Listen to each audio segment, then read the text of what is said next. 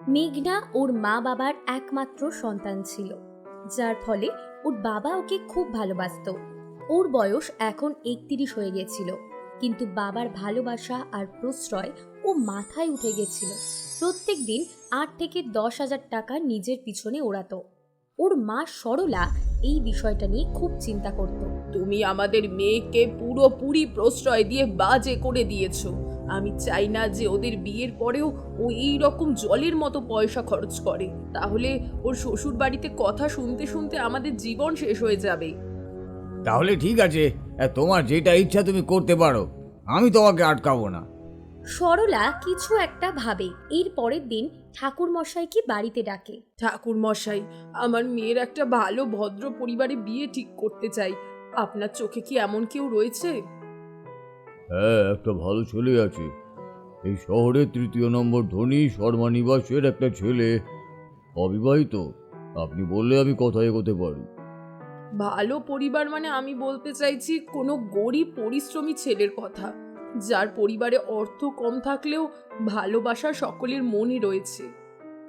কি বললেন? গরিব ছেলে, তাও আবার আপনার মেয়ের জন্য?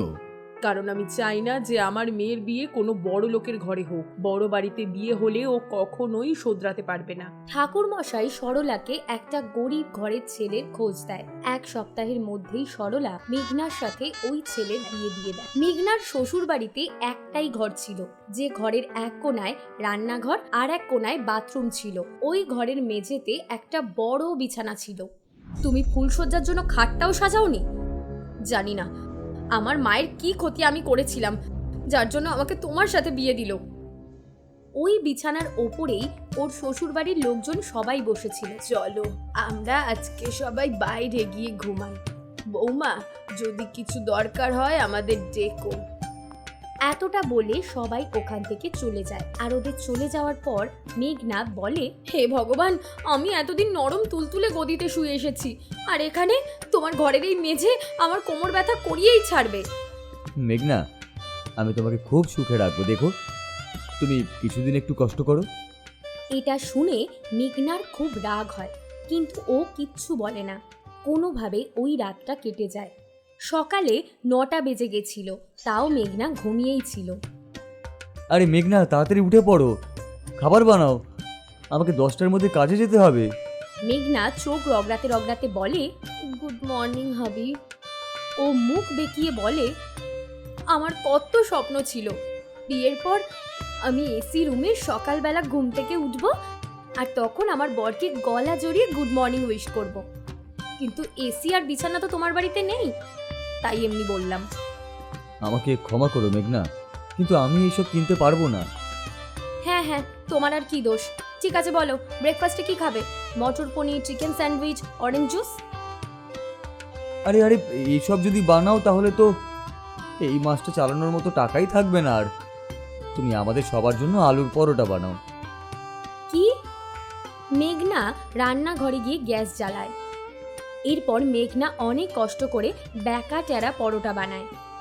পরিবারের বাকি সদস্যরা ঘরে এসে বিছানায় বসে পড়ে। বাহ বৌমা, তুমি প্রথম দিন এসেই সংসার সামলাতে শুরু করেছো। পরোটাটা একটু ব্যাকা হয়েছে, কিন্তু কিছুদিন করলে তুমি সব শিখে যাবে। আজকে আমরা সবাই বৌমার হাতের বানানো খাবার খাই। এরপর সবাই খাবার খেতে বসে পড়ে।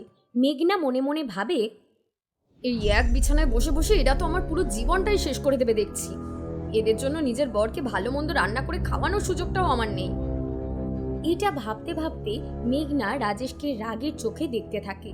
সবাই ব্রেকফাস্ট করে। এরপর মেঘনা দুপুরের খাবার বানাতে যায়। 1টার সময় সবাই একসাথে লাঞ্চ করে। সব কাজ শেষ হয়ে গেছে, এখন আমি ঘুমোবো। আজকে আমি সন্ধ্যে 6টার আগে ঘুম থেকেই উঠবো না। ও বিছানায় শুয়ে পড়ে আর চোখ বন্ধ করে। তখনই বড় বৌদির ছেলে পিগলুও বিছানায় এসে খেলতে শুরু করে। ইয়ে, আমার গাড়ি কত তাড়াতাড়ি চলছে, কি মজা, ব্রুম ব্রুম ব্রুম। আচ্ছা, ঝামেলায় পড়ে গেল তো। পিগলু ওর গাড়ি নিয়ে ওই বিছানাতেই খেলতে থাকে। মেঘনা 1 মিনিটও ঘুমাতে পারে না। রাতে যখন সবাই ফিরে এসে ডিনার করতে বসে, তখন মেঘনা খুব রেগেছিল। একবার শুধু এরা ঘুমাতে যাক, তারপর আমি রাজেশকে মজা দেখাবো। এরপর সবাই বিছানা করে সেখানে শুয়ে পড়ে। এ কি, আপনারা সবাই এখানে শুয়ে পড়লেন?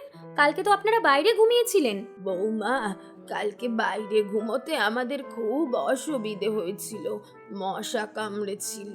কিন্তু কাল তো তোমাদের বিয়ের প্রথম রাত ছিল, তাই আমরা বাইরে ঘুমিয়েছিলাম। আজ থেকে আমরা সবাই একসাথেই ঘুমোবো। এবার মেঘনা রাগে ফেটে পড়ে। ও রাজেশের দিকে রাগের চোখে দেখে, তারপর শুয়ে পড়ে। এরপর সবাই বিছানায় শুয়ে শুয়ে নিজেদের মধ্যে গল্প করে আর খুব হাসি মশকরা করতে থাকে। এখন মেঘনারও ওদের সাথে কথা বলতে আর হাসাহাসি করতে খুব ভালো লাগতো, কিন্তু তা সত্ত্বেও ও ভাবছিল রাজেশের আরও একটা ঘর থাকতো, তাহলে হয়তো সবকিছু আরও ভালো হতো। আমি আমার বরের সাথে আলাদা করে দুটো কথাও বলতে পারি না। এই ঘরটা আমার জন্য একটা ট্রেনের ছোট্ট কামরার মতো, যেখানে আমি চাইলেও একা থাকতে পারি না। পরের দিন রাতে যখন সবাই বিছানায় এসে ঘুমায়, তখন মেঘনা একটা পর্দা দিয়ে দেয়। এ কি বৌমা, এই ঘরের বিছানার মাঝখানে তুমি পর্দা দিচ্ছ কেন? আমি এই বাড়ির বউ, আমার নিজস্ব প্রাইভেসি দরকার। এখন থেকে আমার আর আপনাদের মাঝখানে এই পর্দাটা থাকবে। এই অর্ধেক বিছানায় আমরা চারজন কিভাবে ঘুমাবো? সেটা আপনাদের সমস্যা, কিন্তু এই অর্ধেক বিছানা এখন থেকে শুধু আমাদের। এতটা বলে মেঘনা রাজেশের সাথে নিজেদের দিকের বিছানায় শুয়ে পড়ে। থ্যাংক গড, অবশেষে তোমার পরিবারের থেকে আলাদা হতে পেরেছি। সব বিষয় নাক গলায়। রাজেশ কোনো উত্তর দেয় না। এইটুকু জায়গায় আমরা চারজন ঘুমাতে পারবো না মা, আমি বাইরে গিয়ে ঘুমাচ্ছি। মা, তুমি নিকিত আর বিগলু এখানে শুয়ে পড়ো। এতটা বলে মাধব চাদর ওঠায় আর বাইরে ঘুমোতে চলে যায়। মেঘনা আজ ওর বরের সাথে অনেক গল্প করে, কিন্তু রাজেশ চুপচাপই থাকে। 2 ঘন্টা একা একা বকবক করার পর মেঘনা শুয়ে পড়ে। সকালবেলা উঠে ওরা দুজন ওদের জায়গায় খাবার খায়, আর বাকি 4 জন ওই দিকে তাদের জায়গায় টিফিন খায়। আজকে প্রথমবার রাজেশের সাথে ও একা একা খাবার খাচ্ছিল। রাজেশের সাথে একা একা খাবার খেতে আমার একটু অদ্ভুত লাগছে। যখন সবাই মিলে একসাথে গল্প করতে করতে খাবার খেতাম, তখন কত মজা হতো। বিশ্বাসই হচ্ছে না যে আমিও এইসব ভাবতে পারি। রাজেশ খাবার খেয়ে কাজে চলে যায়, আর দুপুরে মেঘনা আজকে একা একাই খাবার খেতে বসে। ও শুধুমাত্র একটাই রুটি খায়, আর একটা রুটি নিতে ওর ইচ্ছেই করছিল না। প্রত্যেকদিন সবার সাথে খাবার খেতে কত ভালো লাগতো, একা একা একটুও খেতে ইচ্ছা করছে না। মনে হচ্ছে যেন আমি ছাড়া এই ঘরে আর কেউ থাকে না। রাতে রাজেশ কাজ থেকে বাড়ি ফিরে আসে, কিন্তু মেঘনার এই রকম সংসার আলাদা করার বিষয় নিয়ে ও রেগেছিল। ও কোনো কথা না বলে চুপচাপ খাবার খেতে বসে, কিন্তু এই বেলাও মেঘনা শুধুমাত্র একটাই রুটি খায়। কি ভাবছো এত? তুমি যেটা চেয়েছিলে সেটাই তো হচ্ছে, এখন আবার তোমার দুশ্চিন্তা কিসের? ওকে কি করে বলবো যে আমার সবার সাথে খাবার খেতে খুব ইচ্ছে করছে? এমনকি রাতে যখন ঘুমোতে যাই তখনও সবার কথা খুব মনে পড়ে। যখন আমরা সবার সাথে গল্প করতে করতে ঘুমাতাম, তখন কত ভালো হতো। পরের দিন সকালে যখন সবাই ঘুম থেকে ওঠে, অবাক হয়ে যায়। মেঘনা ওদের মাঝখানের পর্দা সরিয়ে দিয়েছিল, আর সবার জন্য একাই রান্না করতে গেছিল। মুখে একটা হাসি নিয়ে ও সবার জন্য থালাতে খাবার বেড়ে বিছানায় নিয়ে আসে।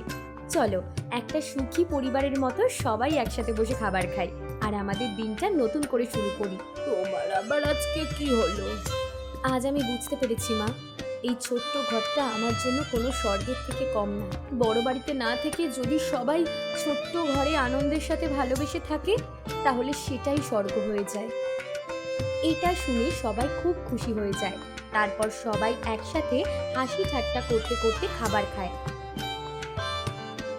এরপর মেঘনা দুপুরবেলা পিগলুর সাথে খেলতে শুরু করে। ও নিজেকে পুরোপুরি বদলে ফেলেছিল। সমস্ত অসুবিধা ভুলে গিয়ে খুশি থাকতে শিখে গেছিল মেঘনা।